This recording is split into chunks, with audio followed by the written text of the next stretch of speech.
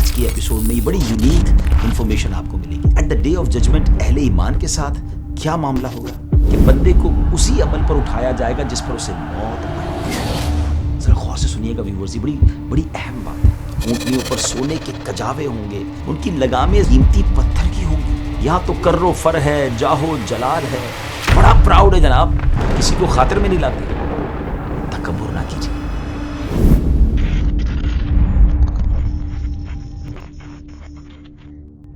السلام علیکم ورحمۃ اللہ وبرکاتہ. ناظرین، ویب سیریز ہے قیامت کے بعد، آفٹر ججمنٹ ڈے.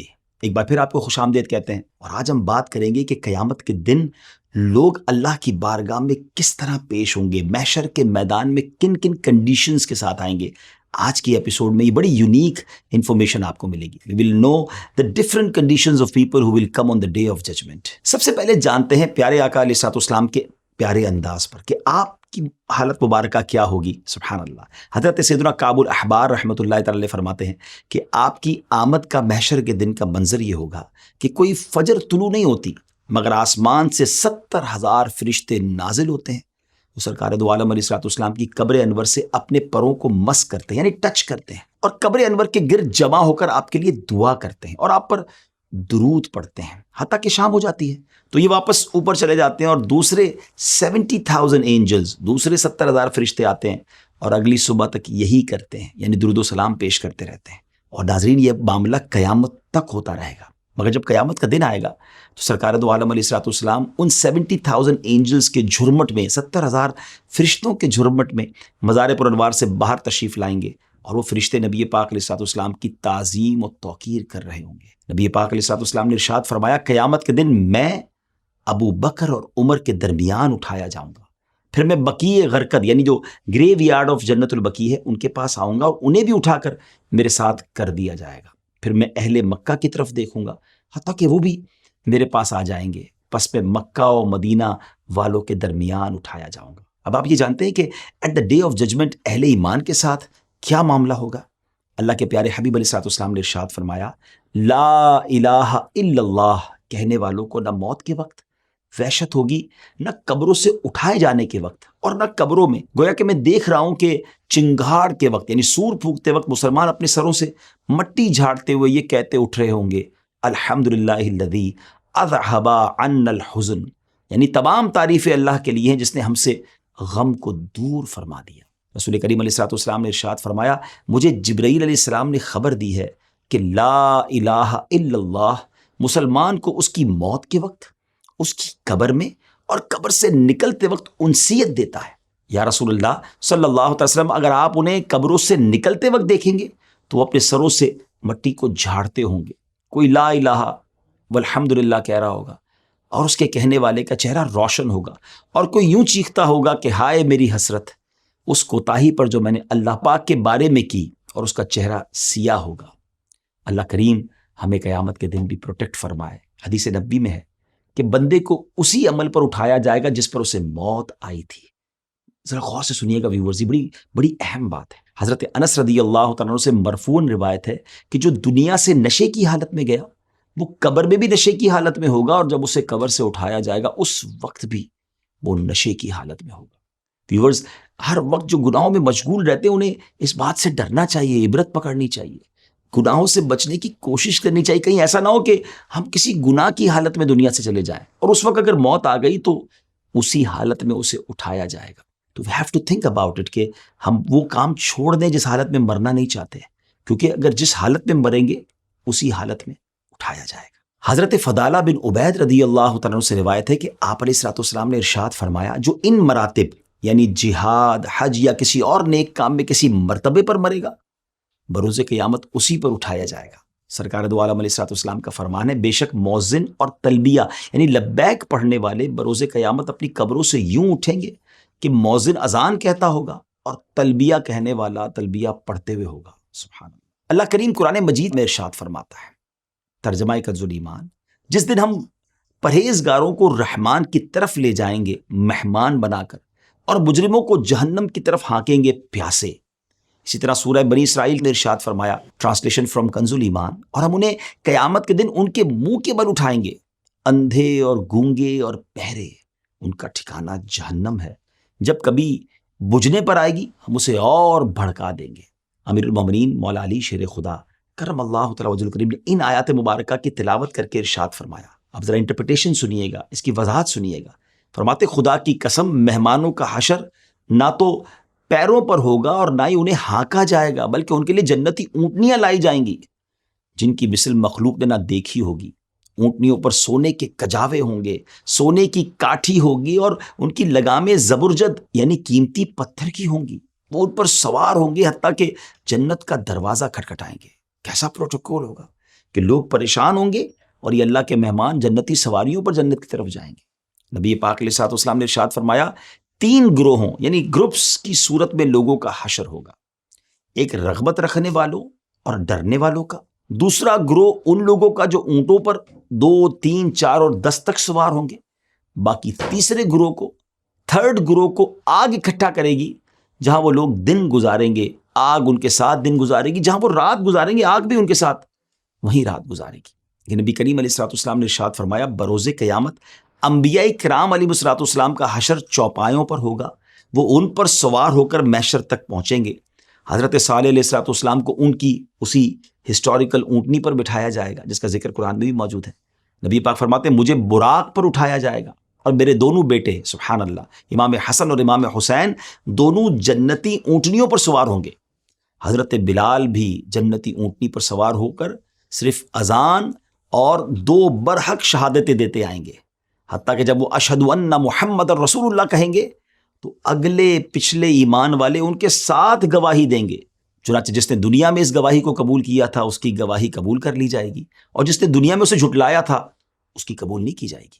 ناظرین یہ تو تھا خاص لوگوں کا احوال، کتنا خوبصورت احوال ہے کہ وہاں بھی وہ امن میں ہوں گے، چین میں ہوں گے، سواریوں پر ہوں گے۔ مگر عام مسلمانوں کا بھی قیامت کے دن استقبال ہوگا۔ حضرت سیدنا عمرو بن قیس ملائی رحمۃ اللہ تعالی بیان کرتے ہیں کہ مسلمان جب اپنی قبر سے نکلے گا تو اس کا عمل خوبصورت شکل اور بہترین خوشبو کی صورت میں ہوگا، اسے ویلکم کرے گا اور اس سے پوچھے گا تم مجھے پہچانتے ہو؟ بندہ کہے گا نہیں، مگر اتنا ضرور ہے کہ اللہ پاک نے تمہاری بو کو معطر اور صورت کو بڑا حسین بنایا ہے۔ وہ کہے گا دنیا میں بھی تم اسی طرح تھے، میں تمہارا نیک عمل ہوں، جب تک تم دنیا میں رہے میں تم پر سوار رہا، آج کے دن تم مجھ پر سوار ہو جاؤ۔ جبکہ جو غیر مسلم ہوگا، نان بلیور ہوں گے، ان کا عمل اس کا استقبال بدترین صورت اور سخت بدبو کے ساتھ کرے گا اور پوچھے گا کیا تم مجھے پہچانتے ہو؟ کافر کہے گا نہیں، مگر اتنا ضرور ہے کہ اللہ کریم نے تمہیں بدصورت بنایا اور تمہاری بو کو انتہائی بدبودار بنایا۔ وہ کہے گا تم بھی دنیا میں ایسے ہی تھے، میں تمہارا برا عمل ہوں، دنیا میں تم مجھ پر سوار رہے، آج میں تم پر سوار ہوں گا۔ اللہ اکبر۔ پیارے آقا علیہ الصلوۃ والسلام نے فرمایا اللہ پاک کے نزدیک محبوب ترین لوگ غربا ہیں۔ عرض کی گئی غربا کون لوگ ہیں؟ ارشاد فرمایا وہ لوگ جو اپنا دین بچانے کے لیے راہ فرار اختیار کرتے ہیں۔ بروز قیامت ان لوگوں کو حضرت عیسیٰ علیہ الصلوۃ والسلام کے ساتھ جمع کیا جائے گا۔ ایک اور جگہ پیارے آقا علیہ الصلوۃ والسلام کا ارشاد فرمایا بروز قیامت علماء کے سامنے معاذ بن جبل رضی اللہ تعالیٰ کا ایک منفرد مقام ہوگا۔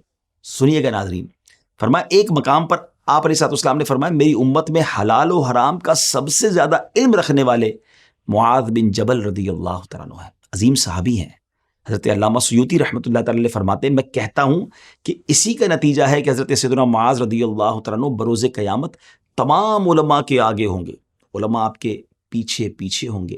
اور یہ بھی معلوم ہو گیا کہ حضرت سیدنا معاذ رضی اللہ تعالیٰ عنہ جن علماء کے آگے آگے جلوہ فرما ہوں گے وہ حلال و حرام کا علم رکھنے والے علماء ہوں گے، اور یہی علماء حاملین شریعت ہیں۔ حضرت سیدنا عبداللہ بن سلام رضی اللہ تعالیٰ عنہ بیان کرتے ہیں بروز قیامت ہر نیک و بد کو کھڑے ہونے کا حکم ملے گا سوائے سود خور کے۔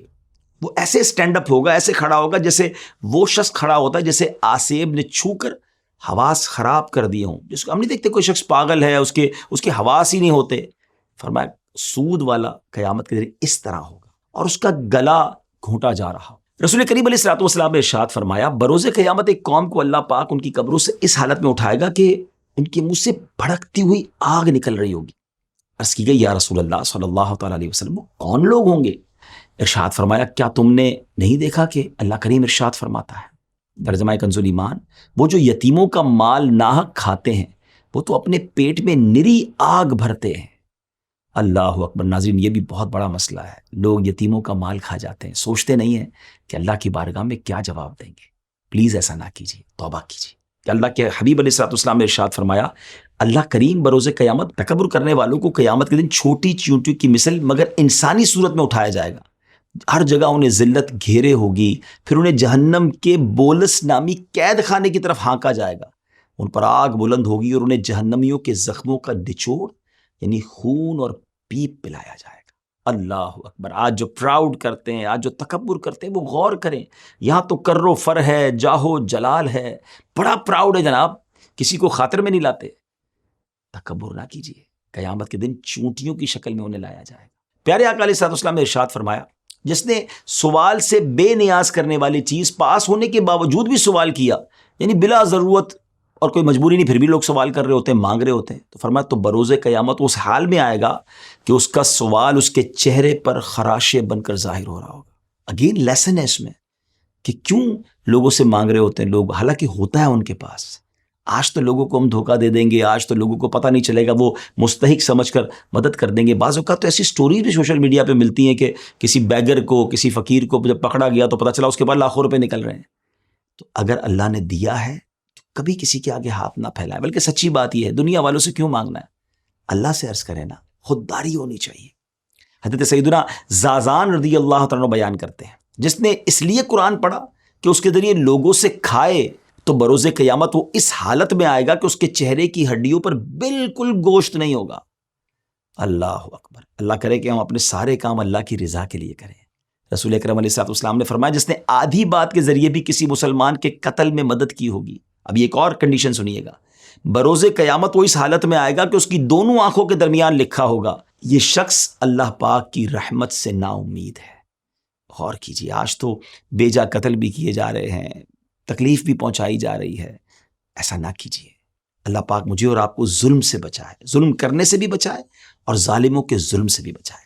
سرکار دو عالم علیہ الصلوۃ والسلام نے ارشاد فرمایا, اب ایک اور کنڈیشن سمجھیے, جس نے قبلے کی طرف تھوکا ہوگا وہ بروز قیامت اس حال میں اٹھایا جائے گا کہ اس کا تھوک اس کی دونوں آنکھوں کے درمیان ہوگا.